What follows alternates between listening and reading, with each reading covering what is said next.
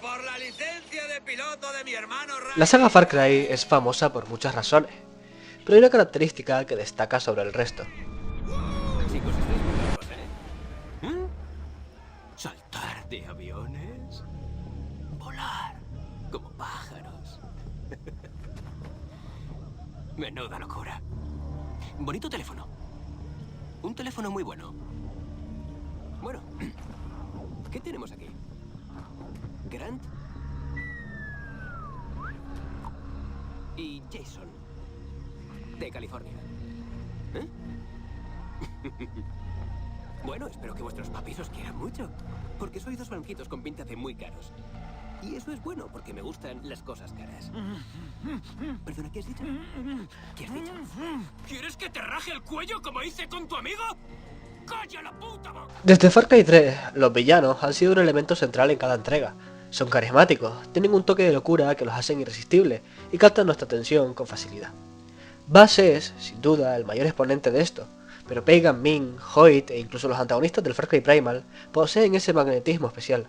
Sin embargo, por más memorable que sean, hoy no hablaremos de ellos, porque nuestro enfoque en este vídeo será Joseph Seed.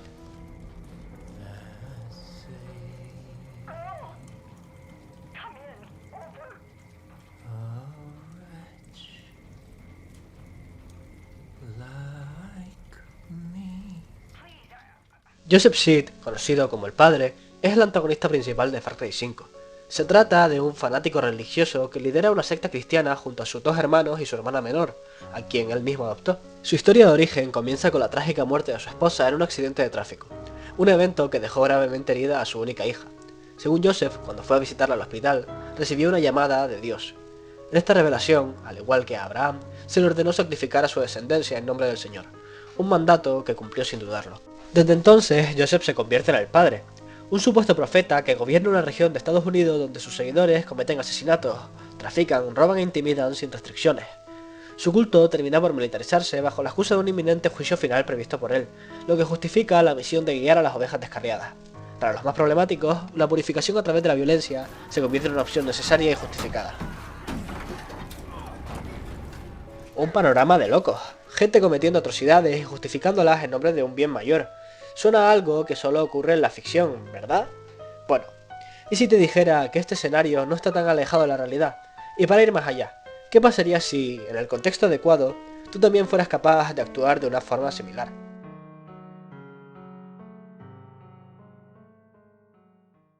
Pero bueno, vayamos por partes. Es obvio que nadie se comportaría así sin una razón, pero bajo ciertas circunstancias el abanico de posibilidades se amplía. A lo largo de la historia, especialmente en el siglo pasado, han existido muchos cultos que demuestran que lo que vemos en Far Cry 5 no es tan descabellado.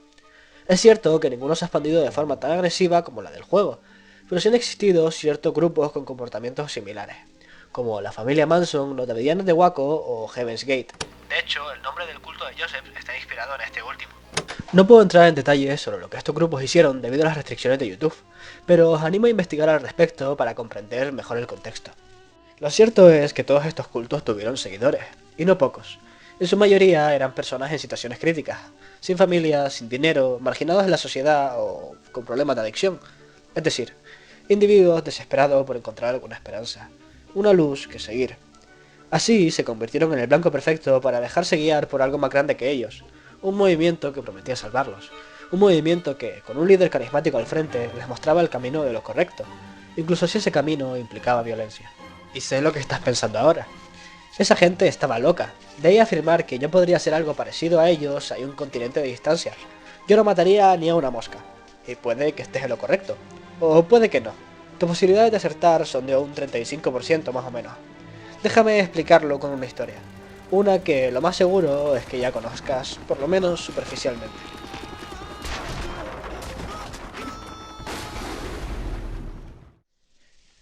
...1960...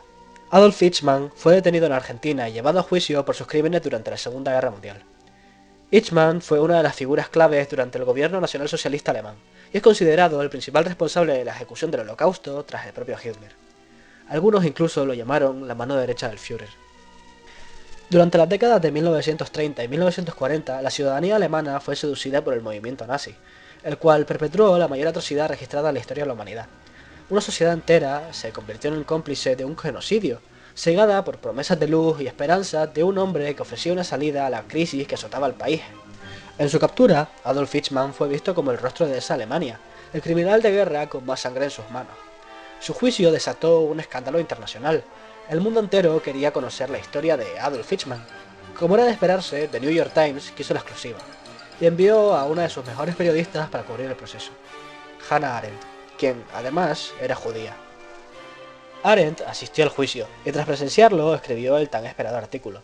Citando a Mónica Gustova, Arendt insinuó que Eichmann era un hombre como tantos otros, un disciplinado, aplicado y ambicioso burócrata, no un satanás, sino una persona terriblemente y temiblemente normal, un producto de su tiempo y del régimen que le tocó vivir. Y no fue solo ella, al menos 3 psiquiatras que analizaron al acusado confirmaron que el hombre que tenían delante era completamente normal. El artículo sacudió el mundo. Era inconcebible pensar que ese hombre no fuese un monstruo. La idea de que alguien tan común pudiera cometer semejantes atrocidades resultaba perturbadora. El psicólogo Stanley Milgram se negó a aceptar esa realidad. Estaba convencido de que, por muy desesperada que fuese la situación, una persona normal jamás sería capaz de actuar de esa manera. Para defender su teoría, Milgram diseñó uno de los experimentos más famosos de la historia de la psicología. El experimento de Milgram.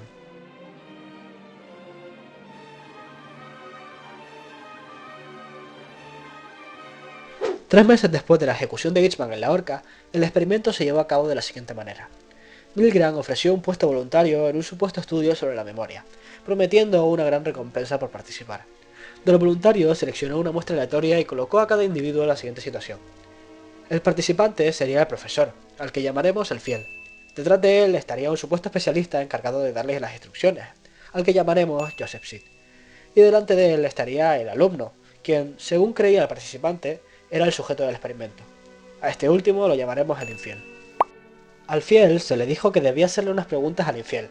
Si este fallaba, debía aplicarle una descarga eléctrica, incrementando la intensidad con cada error. La única función del fiel era hacer las preguntas y suministrar las descargas en caso de error, mientras que Joseph asumía toda la responsabilidad, dándole órdenes directas y asumiendo el mando de la situación. Sin embargo, había un detalle que el fiel desconocía. Los otros dos sujetos eran actores. Joseph no era investigador, y el infiel no estaba recibiendo ningún tipo de descarga eléctrica. En realidad, el verdadero sujeto del experimento era el fiel. A Joseph se le instruyó ser tajante e impasible, dando órdenes claras y concisas sobre lo que el fiel debía hacer. Por su parte, el infiel tenía el papel de fingir sufrimiento de manera progresiva y agónica, hasta dar la impresión de que está al borde de la muerte. Debía gritar de dolor, debía suplicar que se detuviera, debía afirmar que tenía problemas cardíacos, debía rogar por su vida, debía crear la ilusión de que el fiel realmente lo estaba empujando hacia la muerte. El experimento concluyó y Milgram no podía creer los resultados. El 100% de los participantes alcanzó los 300 voltios, el umbral en el que el infiel comenzaba a fingir signos de coma. Pero lo más impactante fue que el 65% de los voluntarios llegó hasta los 450 voltios, el máximo del experimento, una descarga suficiente para matar a cualquier ser humano. Para ponerlo en perspectiva, 50 voltios ya puede causar daños en el cuerpo humano, y a partir de 250 voltios, la muerte es más que probable. Milgram acababa de demostrar que estaba equivocado, y que Hannah Arendt tenía razón al describir a Eichmann como un hombre terriblemente normal. El experimento reveló que, en las condiciones adecuadas, la mayoría de las personas serían capaces de quitarle la vida a otro ser humano. Se repitió en varias ocasiones, y con algunas variantes a lo largo del tiempo.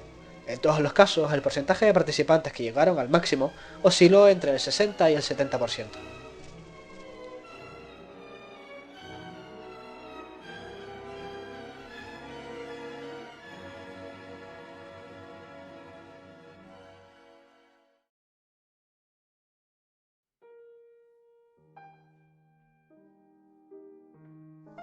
El ser humano tiene un espíritu indomable. Somos capaces de grandes cosas, tanto para bien como para mal. En las situaciones más extremas es donde más dispuestos a cometer ciertos actos estamos. Y si además hay una figura de liderazgo que nos guía y asume la responsabilidad por nuestras acciones, los llevaremos a cabo con mayor facilidad. La mayoría de nosotros somos probablemente homicidas en potencia. Un hecho perturbador que convierte en el contexto adecuado a las personas con liderazgo natural, carisma y malas intenciones en las personas más peligrosas del mundo. Yo no soy Juan. Cuídense y ya no operemos.